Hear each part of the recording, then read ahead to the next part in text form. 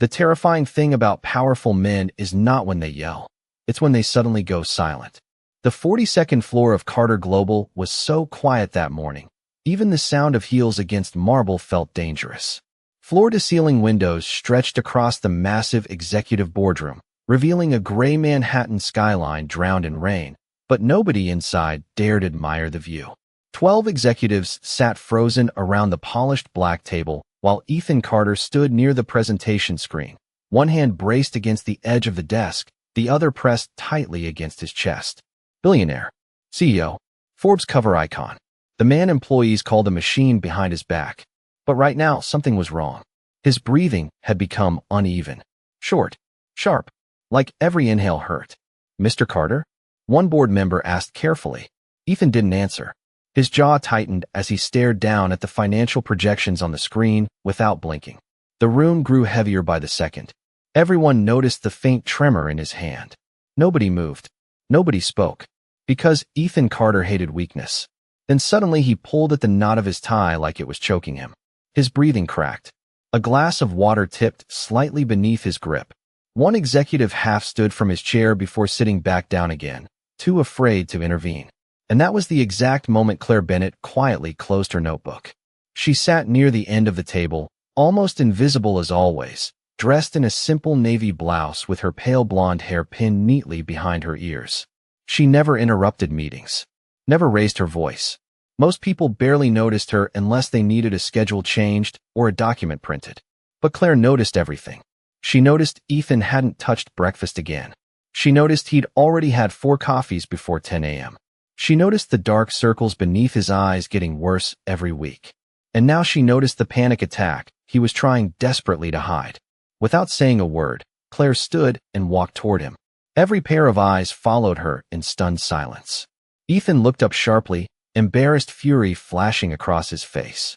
"I'm fine," he muttered, though his voice sounded strained. Claire didn't argue. She simply reached for the remote and turned off the massive presentation screen flooding the room with harsh white light. Then she walked to the glass wall and lowered the blinds until the storm outside disappeared. The room dimmed instantly. Softer, quieter, safer. Ethan's breathing still shook. Claire gently placed a bottle of water beside him. "Look at me," she said softly. Nobody in the company had ever spoken to Ethan Carter that way before. Calm, steady, human. Ethan stared at her, stunned. "Breathe in for 4 seconds," Claire whispered. "Then out for 4. He tried to look away, but she stayed there, her voice low and patient while rain tapped softly against the windows behind the blinds. "You're okay," she said. "Just follow my voice." And for the first time in years, Ethan Carter obeyed someone. The boardroom remained silent long after the meeting ended.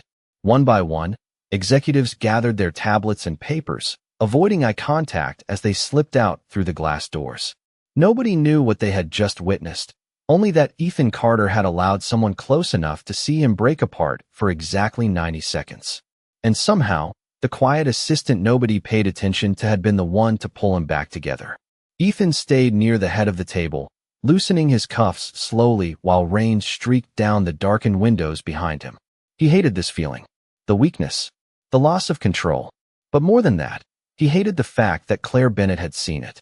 Across the room, Claire calmly organized abandoned coffee cups and scattered folders like nothing unusual had happened. No dramatic questions, no pity in her eyes, just quiet efficiency. Ethan watched her for a long moment before finally speaking. "How did you know?" Claire looked up from the table. "Know what? What to do?" Her fingers paused lightly against a legal pad. "My mother gets panic attacks sometimes," she said softly. "You learn the signs after a while." Ethan nodded once, though something about her answer lingered in his chest longer than it should have. Claire returned to work without another word. But Ethan noticed things after that day. Small things. Strange things. Every morning his usual triple espresso was replaced with black coffee and a bottle of water waiting beside it. His schedule suddenly included 10-minute gaps between meetings he never remembered approving. Lunch appeared in his office exactly on the days he skipped breakfast. Once, after a brutal 6-hour negotiation, he stepped into his car to find soft piano music already playing through the speakers instead of financial news. Another time he opened a folder before a flight to Chicago and found a yellow sticky note attached neatly to the inside cover. You forgot to eat again. No signature. None needed. At first, Ethan found it irritating, then confusing, then impossible to ignore. Because Claire never hovered around him like the others did. She never tried to flatter him, never forced conversations. Sometimes entire days passed where she barely said more than 3 sentences directly to him. Yet somehow she always noticed when his hands shook slightly before investor calls. She noticed when he rubbed the scar near his wrist whenever stress climbed too high. She noticed the nights he stayed at the office until 2 in the morning pretending work mattered more than sleep. One Thursday evening, Ethan arrived earlier than usual and froze when he heard faint music coming from the executive kitchen. Claire stood alone by the counter pouring hot water into a mug. Her shoulders relaxed for once as soft piano drifted quietly from her phone. The city lights behind her reflected against the windows like scattered gold. She looked smaller outside office hours, more tired. Ethan realized suddenly that he knew almost nothing about her. Claire glanced up, startled to see him there. She quickly lowered the music. I am sorry. I thought everyone had left. Ethan stared at the tea bag in her hand. Chamomile. The same tea that had quietly started appearing beside his desk every night around 7 p.m. You hate coffee, he said before thinking. Claire blinked in surprise. Then for the first time since he had hired her, Ethan Carter saw her smile. Something changed inside Carter Global after that night in the executive kitchen, though nobody could explain exactly what it was. Employees still lowered their voices when Ethan Carter walked through the halls. Meetings were still brutal. Deadlines still impossible. But now there were strange moments that did not belong to the man they thought they knew. Moments that always seemed connected to Claire Bennett. Monday morning, the elevator doors opened on the 42nd floor, and 3 junior analysts immediately straightened in panic when they saw Ethan inside. Usually he ignored everyone completely. But this time his hand moved toward the closing button, just as Claire hurried around the corner balancing 2 folders against her chest. The doors remained open. She stepped inside slightly out of breath. Thank you. Ethan gave a short nod without looking directly at her, but the analysts exchanged stunned glances the entire ride upstairs. Later that afternoon, Ethan canceled a meeting 15 minutes early for the first time in company history. Not because investors demanded it, not because of scheduling conflicts, because Claire quietly placed a cup of chamomile tea beside his laptop and said, You have been rubbing your wrist for an hour. He stared at the tea for several seconds before finally closing the presentation file. Reschedule the last meeting, he said. Half the executive floor nearly collapsed from shock. Claire simply nodded like this was normal. It became a pattern after that. Ethan started waiting for her in small ways he barely understood himself. If she was not seated beside the conference room before meetings began, he noticed immediately. If she took lunch late, he found reasons to pass through the break room. If she left before him, the office suddenly felt colder. One Wednesday morning, Claire did not come to work at all. Ethan tried ignoring the strange irritation building in his chest. He reviewed contracts, took calls, rejected 2 acquisition proposals. None of it helped. By noon, he finally looked up from his desk. Where is Claire? He asked sharply. His assistant manager blinked in confusion. She emailed this morning. Said she was taking a sick day. Ethan stared at the window overlooking Manhattan while rain blurred the skyline silver and gray. Sick. For some reason, the word unsettled him more than it should have. Did she sound all right? The manager hesitated. I do not know, sir. Ethan reached for his phone before stopping himself. This was ridiculous. Claire Bennett was his assistant. Nothing more. But the silence in the office without her felt wrong in a way he could not explain. Around 7 that evening, the elevator doors finally opened, and Claire stepped onto the executive floor, carrying her coat tightly around her shoulders. She looked exhausted, pale. There were faint shadows beneath her eyes like she had not slept. Ethan appeared outside his office almost instantly. You came in sick? Claire looked startled to find him waiting. There were contracts that needed your signature. Ethan frowned. That is not what I asked. She lowered her gaze slightly. I am fine. But then she swayed almost invisibly from exhaustion. Ethan moved before thinking, one hand catching her elbow gently to steady her. The contact lasted barely 2 seconds, but Claire froze like nobody had touched her carefully in a very long time. Ethan's voice softened without permission. Claire, he said quietly, when was the last time someone took care of you? Claire did not answer his question right away. The executive floor had emptied hours ago, leaving only the low hum of fluorescent lights and the distant sound of rain against the windows overlooking Manhattan. Ethan still held her elbow lightly, steadying her as if he was afraid she might disappear the moment he let go. Claire looked down at his hand for a second before stepping back carefully. "People are not supposed to take care of me," she said with a small tired smile that somehow hurt more than sadness. Ethan frowned slightly. "That is a terrible philosophy. It is an efficient one." She gathered the folders against her chest again like armor. Ethan studied her quietly. Up close, she looked exhausted in ways expensive makeup and office lighting could not hide anymore. There was a softness to Claire he had never fully noticed before. Not weakness, just someone who spent so much time holding herself together that eventually it became part of her personality. "Go home," Ethan said. "That sounds dangerously close to concern, Mr. Carter." "Claire." The way he said her name made her glance up. Softer this time. Less like an employer. More like a man trying to understand someone he suddenly could not stop thinking about. Before she could answer, thunder rolled outside the building and the lights flickered once. Then everything went dark. The entire executive floor disappeared into silence. Claire froze instinctively while emergency lights slowly blinked red along the hallway. "Backup generators should kick in soon," she whispered. But they did not. 10 minutes later, the storm outside had worsened, rain hammering against the glass, while most of Midtown lost power completely. Ethan stood near the windows, checking his phone's signal with visible frustration. "Fantastic," he muttered. "The hotel downtown just informed me every road is flooded. We are stuck here tonight." Claire let out a soft breath. "I have slept in worse places." Ethan looked at her sharply. That was not a joke, was it? She avoided answering. An hour later, they sat inside Ethan's office, illuminated only by a small battery lantern from emergency supplies. The massive room looked strangely different without bright lights and glowing screens. Less intimidating. More lonely. Claire sat curled quietly on the sofa with her shoes off, while Ethan loosened his tie for the second time that week. Rain blurred the city outside into streaks of silver and gold. Neither spoke for a while.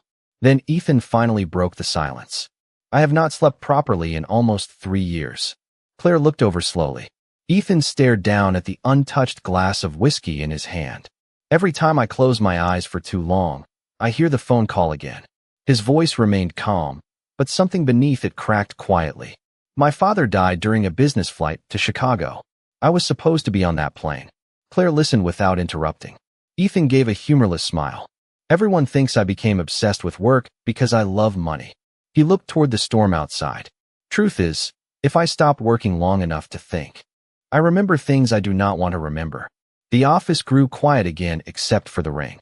Then Claire reached into her bag and pulled out a worn paperback novel with folded corners. Ethan raised an eyebrow. "You carry books to the office?" "Only the good ones." She opened it gently. "Try something for me." Ethan looked at her suspiciously. "What?" Claire smiled faintly. "Close your eyes and let someone else carry the noise for 5 minutes." And for reasons he could not explain, Ethan Carter did. The storm lasted until almost dawn, wrapping the entire city in cold gray rain, while the executive floor of Carter Global remained suspended in strange silence. Claire's voice moved softly through Ethan's dark office as she read from the old paperback in her hands, the small lantern beside her casting warm gold shadows across the room. Ethan sat on the couch opposite her with his eyes closed, one arm resting loosely over his chest. Somewhere between Chapter 3 and the sound of rain against the windows, his breathing finally slowed. Claire noticed it first. The tension that usually lived permanently in his shoulders had disappeared. His jaw relaxed. The lines near his eyes softened. Ethan Carter had fallen asleep. Claire lowered the book carefully and stared at him in quiet disbelief. For the first time since she had met him, he looked peaceful instead of exhausted. Younger somehow. Less like the billionaire the world feared, and more like a man who had simply been tired for far too long. She reached over carefully and lowered the volume of the storm alerts playing faintly from his phone. Ethan shifted slightly, but did not wake. Claire smiled to herself. "Good," she whispered softly. "You finally stopped fighting for one night." She leaned back against the sofa, planning to close her eyes only for a few minutes. But exhaustion pulled harder than she expected. The next thing she felt was warmth settling carefully over her shoulders. Claire blinked awake slowly. Morning light spilled pale silver across the office windows, while Manhattan shimmered beneath fresh rain. Ethan stood beside the sofa, draping his suit jacket around her, before stepping back awkwardly when he realized she was awake. "Sorry," he said quietly. "The office gets cold in the mornings." Claire sat up slowly, still wrapped in the jacket that smelled faintly like cedarwood and coffee. Ethan looked strangely unsettled, like he was not used to doing gentle things where people could see them. "What time is it?" she asked softly. 6:15. Claire's eyes widened immediately. "The investor breakfast starts at 7. Ethan surprised her by shaking his head. "I canceled it." "You canceled investors?" Apparently the world did not end. Claire stared at him in disbelief before laughing quietly under her breath. Ethan froze for half a second at the sound. It was soft, unfiltered, real. He realized suddenly he would probably rearrange entire board meetings just to hear it again. The elevator power finally returned around 8 o'clock, but neither of them rushed to leave the office immediately. Something had shifted during the night. The space between employer and assistant no longer felt as clear as before. Later that afternoon, Ethan attended a shareholder strategy meeting while Claire organized reports nearby. Halfway through the presentation, one of the executives droned endlessly about quarterly projections until Ethan suddenly interrupted him. "Can we finish this tomorrow?" The room fell silent. "Sir." Ethan rubbed his eyes tiredly. "You have repeated the same chart 4 times. Across the room, Claire quietly slid a cup of chamomile tea toward him without looking up from her laptop. The executives exchanged confused glances again. Ethan took the tea immediately. No hesitation anymore. Then his phone lit briefly on the conference table with a banking alert he had not expected to see. Insufficient funds warning. The notification disappeared almost instantly, but not before Ethan noticed the account holder name connected to the alert. Claire Bennett. The notification disappeared almost immediately, but it stayed in Ethan's mind for the rest of the meeting like a crack spreading silently across glass. Claire Bennett. Insufficient funds. It made no sense. She worked impossible hours, solved problems before they happened, practically kept half the executive floor functioning by herself. Yet somehow she looked permanently exhausted, wore the same 3 sweaters in rotation, and now apparently struggled to keep money in her account. Ethan found himself staring through the conference room windows instead of listening to financial forecasts. For the first time in years, quarterly profits suddenly felt less important than one quiet woman sitting 10 feet away pretending everything was fine. That evening, the office emptied slowly while rain drizzled over Manhattan again, turning the city lights into blurred streaks of gold. Claire remained at her desk organizing travel schedules while Ethan stood inside his office pretending to review contracts. He was actually watching her reflection in the glass. Around 9:30, she finally gathered her things and slipped quietly toward the elevators. Ethan waited exactly 20 seconds before following. He told himself it was concern. Nothing more. The parking garage beneath Carter Global smelled faintly of concrete and rainwater. Ethan stopped walking when he spotted Claire near the far corner sitting alone inside an aging silver sedan with the engine off. Her forehead rested against the steering wheel. Her shoulders trembled slightly. Ethan's chest tightened instantly. Claire was crying. Not dramatically, not loudly, just the kind of silent crying people do when they are too tired to break apart properly anymore. He almost walked away. Some instinct told him she would hate being seen like this. But then Claire pulled a stack of hospital bills from her bag, staring at them with the same defeated expression Ethan used to see in the mirror after his father died. Before he could stop himself, he stepped forward. Claire startled immediately, wiping at her face and trying to compose herself. "Mr. Carter?" she whispered in embarrassment. Ethan glanced at the envelopes beside her. "You are sick." "No," she shook her head quickly. "Not me." Ethan waited quietly.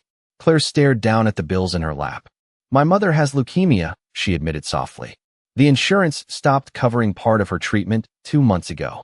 Rain tapped steadily against the garage pipes overhead while Ethan absorbed the words slowly. Suddenly everything made horrible sense. The exhaustion, the missed meals, the sick days. "Claire, please do not look at me like that." Her voice cracked slightly. "I do not want pity." Ethan moved closer to the car window. "You should have told someone." Claire laughed weakly through her tears. "And say what exactly?" "Hello." I organize billion-dollar meetings, but cannot afford medication this month. Ethan felt something painful twist inside his chest. Because despite everything he owned, nobody had ever protected him the way Claire protected others. She carried pain quietly so nobody else had to feel uncomfortable around it. Ethan looked at the hospital logo again before making a decision instantly. The next morning, Carter Global's Human Resources Department erupted into panic when the CEO personally demanded a full review of employee medical coverage. By noon, an anonymous payment had cleared every outstanding balance at St. Matthew Medical Center under the Bennett family account. Claire discovered it 3 hours later while standing beside her mother's hospital bed. Her hands shook as she stared at the receipt marked paid in full. And at the very bottom of the envelope was a yellow sticky note written in familiar handwriting. Nobody should have to fight alone. Claire read the sticky note 3 times before her vision blurred completely. Her mother slept quietly beside the hospital window while late afternoon sunlight spilled across the blankets in soft gold streaks. Paid in full. The words did not feel real. Neither did the familiar handwriting. Claire already knew who had done it before the nurse confirmed the anonymous transfer that morning. Ethan Carter. Of course it was him. Nobody else in the world would have hidden compassion behind a yellow sticky note like it was something dangerous to admit out loud. Claire folded the paper carefully between trembling fingers, but instead of relief, something heavier settled in her chest. Because now the line between her boss and the man slowly breaking down her walls no longer felt safe. The next morning, Carter Global buzzed with unusual energy the second Claire stepped off the elevator. Conversations stopped briefly. Eyes followed her.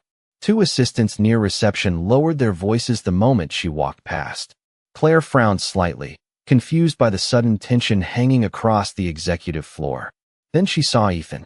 He emerged from his office holding a folder in one hand, dark tie slightly loosened, exhaustion still visible beneath his eyes despite the fact he had apparently slept more these past few weeks than he had in years. The moment he noticed Claire, something in his expression softened automatically. "How is your mother?" he asked quietly. Several nearby employees immediately looked up from their desks. Ethan never asked personal questions. Claire noticed the attention instantly. "Better," she answered carefully. "Thank you." Their eyes held for 1 second too long. It was enough. By lunchtime, whispers had spread through 3 departments. By 2 o'clock, someone anonymously uploaded photos online of Ethan and Claire leaving the office together during the storm blackout weeks earlier. Another showed Ethan touching her elbow in the hallway.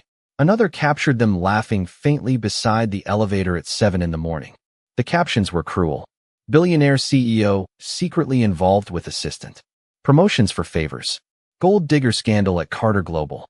Claire stared at the articles in frozen disbelief while notifications exploded across employee group chats. Her stomach dropped harder with every headline. Across the executive floor, Ethan stormed out of a board meeting after hearing raised voices outside his office. "Who leaked this?" he demanded sharply. Nobody answered. Then another executive tablet lit up with a newly released video clip. Grainy footage from security cameras. Claire entering Ethan's office late at night during the blackout. Ethan helping her into his suit jacket the next morning. Edited carefully to look intimate. Suggestive. Deliberate. Claire's face went pale. "This is not what it looks like," one assistant whispered nearby, but nobody seemed brave enough to say it louder. Ethan looked ready to explode. "Take every article down immediately," he snapped toward legal staff. But Claire shook her head softly before he could continue. "No," Ethan turned toward her. "Claire, if you defend me publicly, they will only make it worse." Her voice remained calm, but Ethan could hear how hard she was trying not to break. Claire walked slowly toward her desk, while dozens of employees avoided looking directly at her. She gathered her notebooks carefully. Her headphones. The paperback novel from the blackout night. Ethan followed her immediately. "What are you doing?" Claire forced a small smile that nearly shattered him. "The company survived before me. It will survive after me too. You are not leaving." "I have to." Her eyes finally lifted toward his. Quiet. Devastated. "I spent my whole life trying not to become a burden to anyone." Ethan stepped closer instinctively. "You never were." But Claire only placed her office badge gently on the desk between them. Then she walked toward the elevators while camera flashes from reporters outside the building exploded against the glass lobby downstairs like lightning. For 3 days, the 42nd floor of Carter Global felt hollow without Claire Bennett. The chamomile tea stopped appearing at 7 p.m. The yellow sticky notes disappeared from Ethan's desk. Meetings stretched later into the night because nobody noticed when he skipped meals anymore. Employees whispered less now, but the silence felt worse somehow. Ethan barely slept. Again. By the fourth night, he stood alone inside his penthouse, staring out at Manhattan through rain-covered windows, while dozens of unread messages glowed across his phone. Board members wanted statements. Investors wanted reassurance. Public relations teams wanted damage control. None of them mattered, because every room he walked into now reminded him of Claire. The empty chair outside his office. The forgotten paperback novel still resting beside the sofa from blackout night. The faint piano playlist still saved inside his car. Ethan picked up the novel slowly and noticed something folded between the pages. A yellow sticky note. His heartbeat tightened instantly. Chamomile tea tastes terrible, but you sleep better after drinking it. Sorry. Ethan laughed quietly under his breath. For the first time in days. Then the laugh disappeared almost immediately because suddenly he understood something terrifying. Claire had spent months taking care of him in 100 invisible ways while asking for absolutely nothing in return. And he had let the world humiliate her for it. The annual Carter Global Shareholder Gala arrived 2 nights later beneath flashing cameras and a skyline glowing silver above the Hudson River. Reporters crowded the ballroom entrance waiting for Ethan Carter to address the scandal publicly for the first time. Inside, crystal chandeliers reflected across polished marble while executives whispered nervously around champagne glasses. Ethan stood backstage adjusting the cuffs of his black suit, exhaustion carved deep beneath his eyes. The board recommends a short statement. His public relations director whispered carefully. Deny emotional involvement. Focus on company stability. Ethan stared toward the ballroom entrance where hundreds of wealthy investors waited for him. Then he quietly removed the speech cards from his pocket and handed them back. No, he said simply. Minutes later, the ballroom lights dimmed as Ethan stepped onto the stage. Camera flashes exploded instantly. He stood silently behind the podium for several seconds while giant screens projected his face across the room. Calm, controlled, but not cold anymore. For the last week, Ethan began quietly. The media has published stories about a woman named Claire Bennett. Reporters immediately lifted cameras higher. Ethan continued anyway. Most of those stories are lies. The ballroom fell silent. Ethan looked across the crowd slowly before speaking again. Claire Bennett never manipulated me, never used me, never asked me for money, promotions, or favors. His voice tightened slightly. In fact, she spent months protecting me while I was falling apart in ways nobody else even noticed. Murmurs spread across the room. Ethan ignored them. 3 years ago, my father died unexpectedly, and since then I buried myself in work because it felt easier than admitting I was not okay. He paused briefly. The truth is, the quietest person in this company became the only one who could hear when I stopped breathing properly. Absolute silence filled the ballroom now. Ethan looked directly toward the cameras. So if anyone should be ashamed, it is not Claire Bennett. It is every person who mistook kindness for weakness.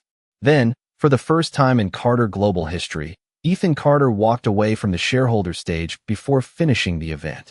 Because waiting outside in the rain beside the black company car was a woman holding a worn paperback novel tightly against her chest. Rain fell softly across Manhattan as Ethan stepped out of the ballroom, ignoring the reporters shouting his name from behind security barriers. Flashing cameras reflected against the wet pavement while black luxury cars lined the curb outside the gala entrance. But Ethan saw only one person. Claire stood beneath the glow of a street lamp wrapped in her beige coat, the worn paperback novel pressed carefully against her chest.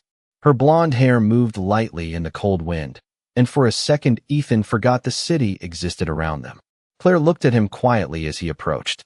That was a very reckless speech for a billionaire CEO, she said softly. Ethan stopped in front of her, rain catching along the shoulders of his black suit. You taught me reckless things, he answered. Claire lowered her eyes briefly, trying unsuccessfully to hide the emotion trembling across her face. You should not have defended me like that. Ethan gave a tired laugh. Claire, I should have defended you sooner. The traffic noise faded beneath the rain between them. For months, Ethan had spoken to investors, politicians, and executives without fear, yet standing in front of Claire Bennett suddenly felt harder than every boardroom in his life combined. When you left, he admitted quietly, the office stopped feeling like a place people worked. Claire looked up slowly. Ethan continued before he lost courage. It just felt empty. Something in her expression cracked gently then. Not dramatic.